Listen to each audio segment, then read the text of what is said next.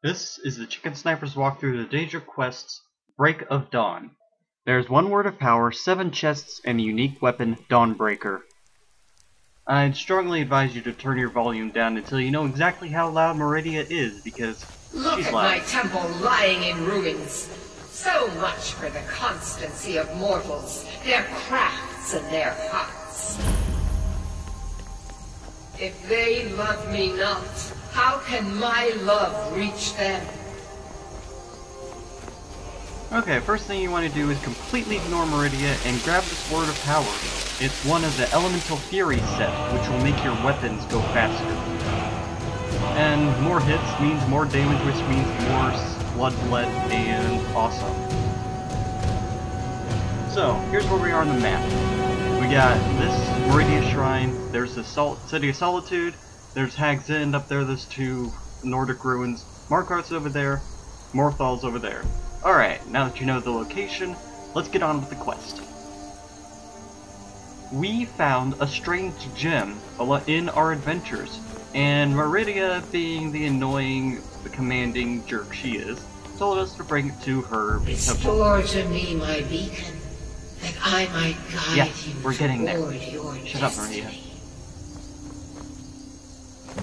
Okay, now we're going up.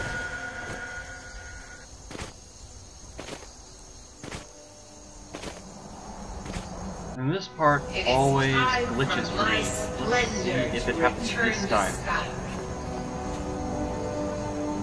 But the token of my truth lies buried in the ruins of my once great temple, now tainted by a profane darkness skittering within.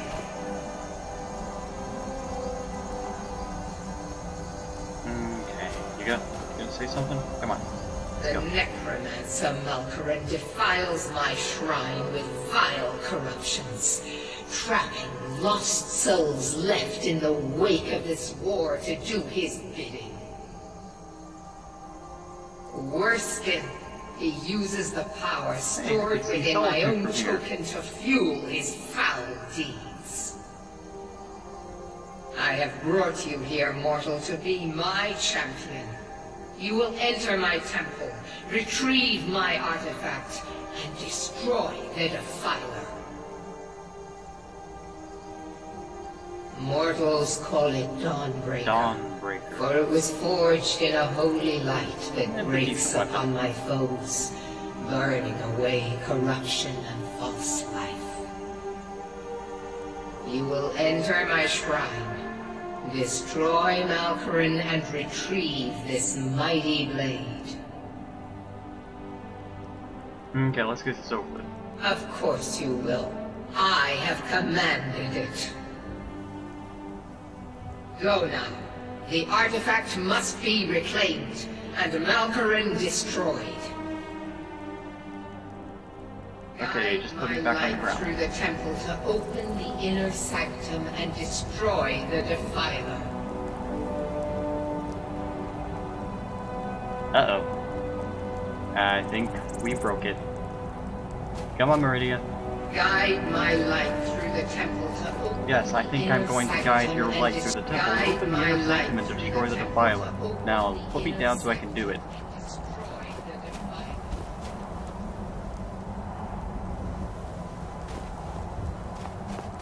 Guide my light through the temple to open the inner sanctum and Malkaran has forced the doors shut. But this is my temple, and it responds to my decree. I will send down a ray of light. Guide this light through my temple, and its doors will open. Oh boy, we're falling.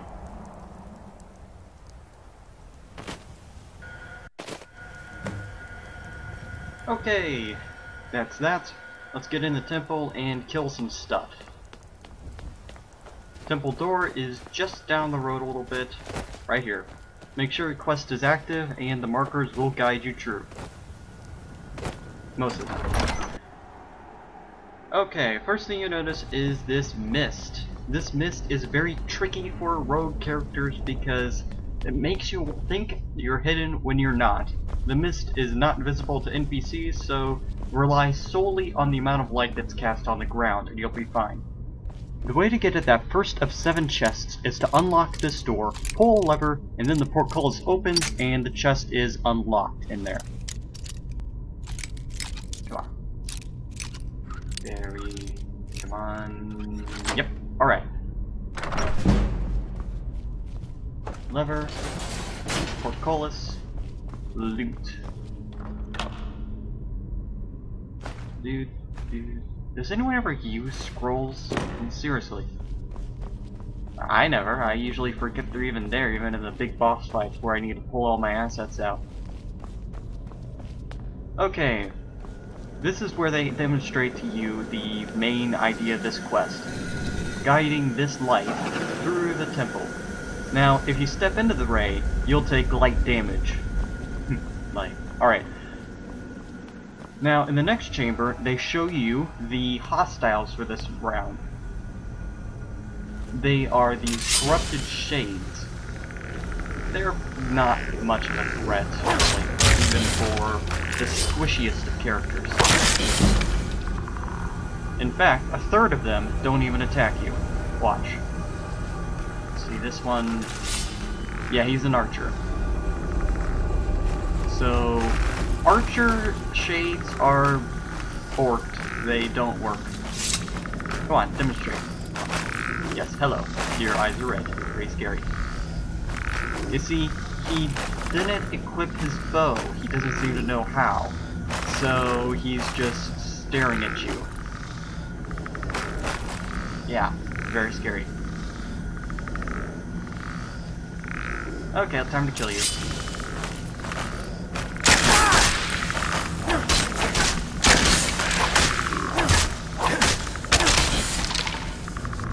Okay.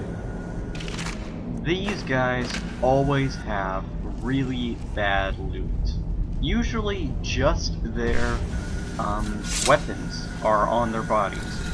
So if you've watched the previous episodes of my walkthrough, then you'll know that I have a habit of recharging Bloodthorn every time I kill someone. Well, I don't do that in this one because these guys are only lesser or petty souls. And it's just not worth the experience to do that. Alright, looks like my stealth has failed here. So we can take the opportunity to see exactly how much damage they do. As you can see, it's a bit around 20 points of damage. I'm wearing the Dark Brotherhood set, which is pretty darn light armor, not much protection. So, if you are a heavy armor sort, then you probably don't even care when these guys hit you. Alright. Let's see what we can do. I haven't tested this sword out yet. But Corrupted Shade's too powerful. He doesn't have any weapons. Alright. Wow. I'm already almost halfway down on this sword. Alright, so I guess that sword is not an effective weapon. Alright. It'll go in a collection somewhere, put it on a rack. Okay, we got the second chest just through this door.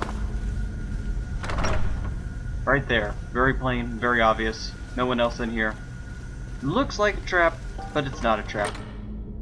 This is the exact place where I would put a trap if I were to trap it. But they didn't.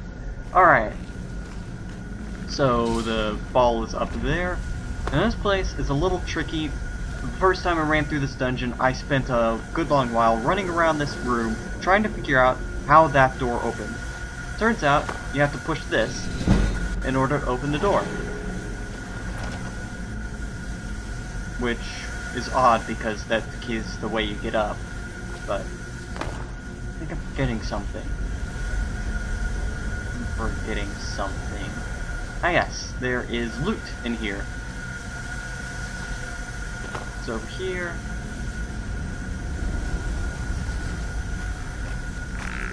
Stab a Corrupted Shade. Stabby, stabby. Alright. Now, through this door, there is another lever, which is hooked up to the portcullis. just like you saw in the first chamber. Now, I think this lockpick's just about to break. Let's see if I can't save it. Nope, I failed. Alright, is it over here? Nope, not quite, I think. That does it. Okay, now if I were a game designer, I'd put swingy blade traps in this hall right there where you're standing, and right here. There's even grooves in the ground for it. Well, they didn't. Alright, that was a ruby and some gold. Nice take. Alright. Ruby reminds me, I'm gonna do a series on finding all the unusual gems.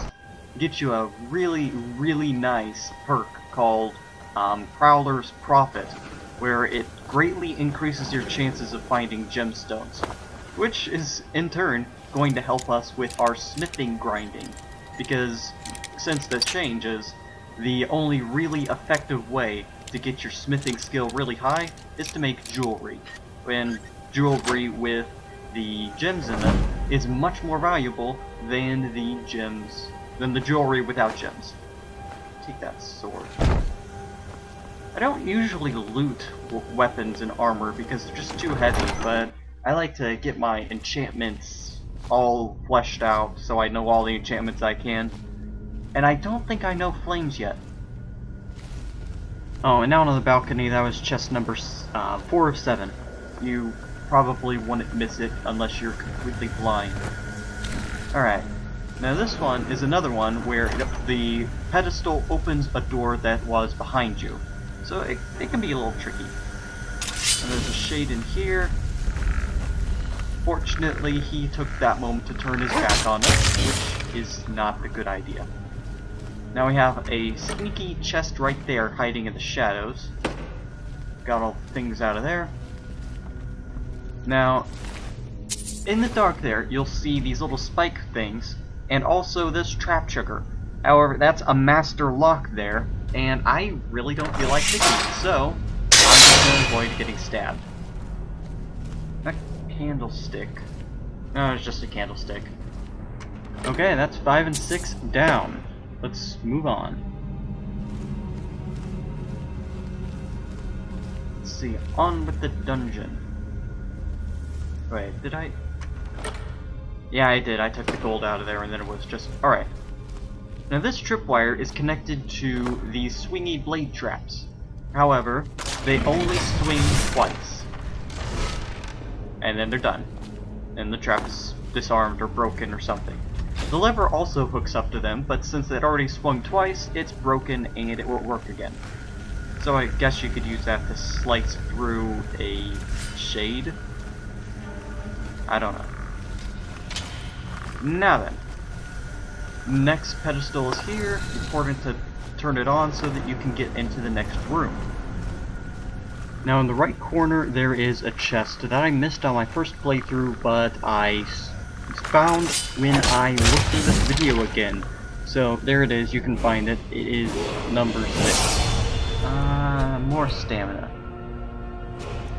I think I'm gonna turn this character into a vampire. I've already played werewolf and had a lot of fun with them since the changes in Dawnbreaker, but I haven't played as a vampire yet. And I'm kind of leery of it because it takes serious hits during the daytime. But most of the time you're in a dungeon anyways when you're fighting stuff. And it's not too hard to wait a couple hours for dusk. Oh, I forgot about it. Forgot about that. It. There is a potion over here that's hooked up to a trap. However, the potion is lame, but I like setting off all the traps. Stabby stabby. Drop the potion. 3 potions. Alright.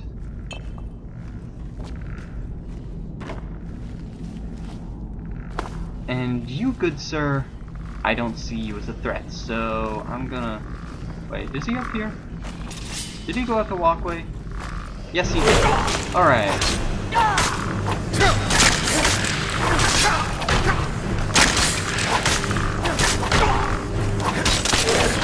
Oh, he didn't go up the walkway. Great.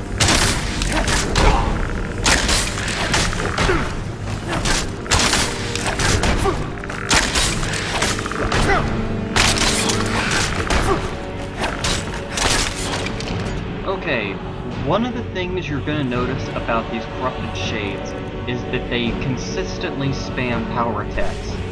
And so, you're going to have a hard time if you're a blocking character. The best way to deal with those guys is to do a power bash, shield bash on them. Alright, looks like I took some fall damage there. So, you can guesstimate how much damage I took there.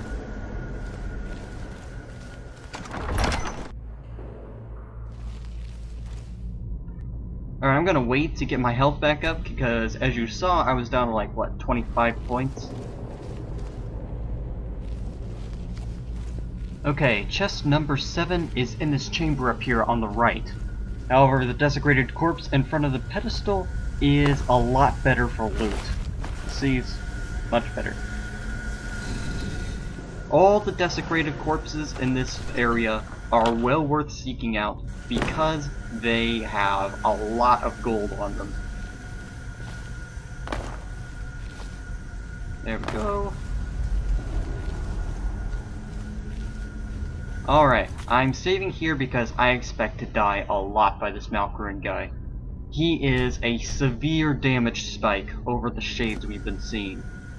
I'm gonna cut out all but the interesting parts, particularly when I die.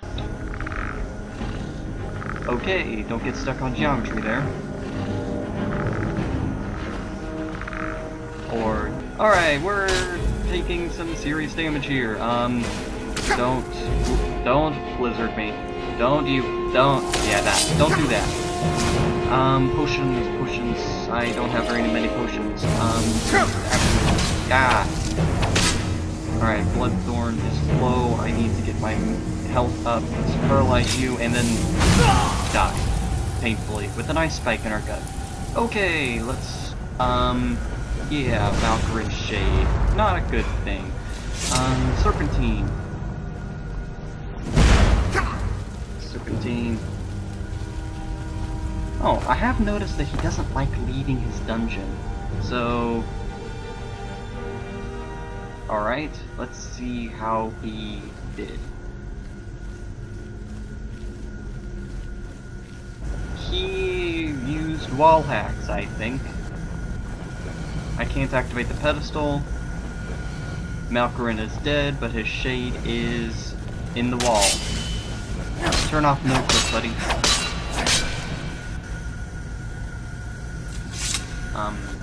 Can't proceed with the quest.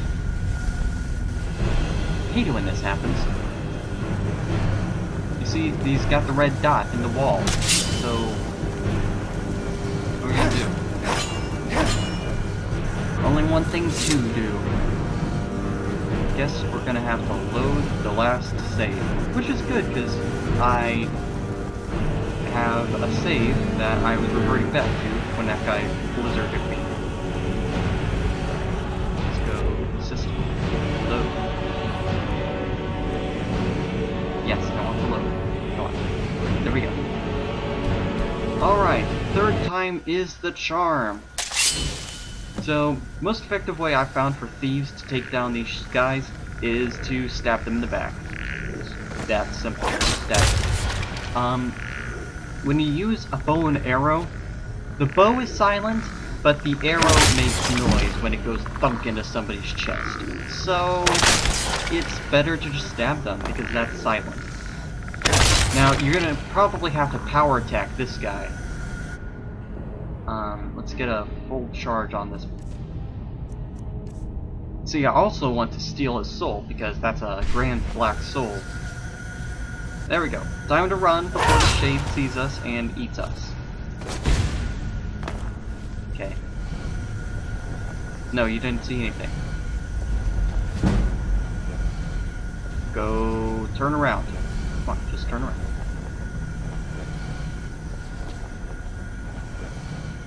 Turn... oh, you... No.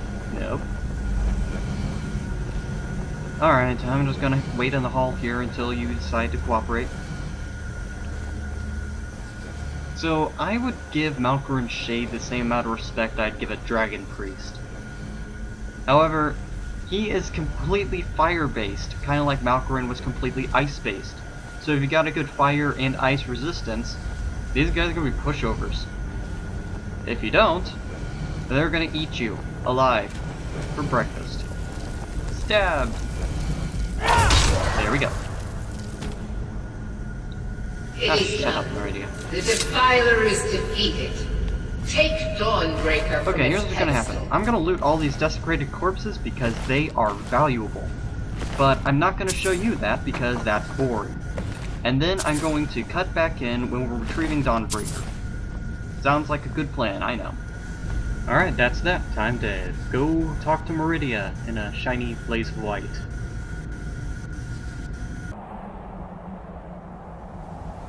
Okay, we're up here again. Great. Malkorin is vanquished. Skyrim's dead shall remain at rest. Yes, you're welcome. This is as it should be. This is because of you. A new day is dawning, and you shall be its herald. Take the mighty Dawnbreaker, and with it purge corruption from the dark corners of the world. Wield it in my name, that my influence may grow. It matters not. The plant cares nothing for the rays that bring it the warmth of the sun. As you carry Dawnbreaker, so will my light touch Dialogue, dialogue, dialogue. Come on. I want to show these guys the sword. Okay, you couldn't put me down gently, could ya?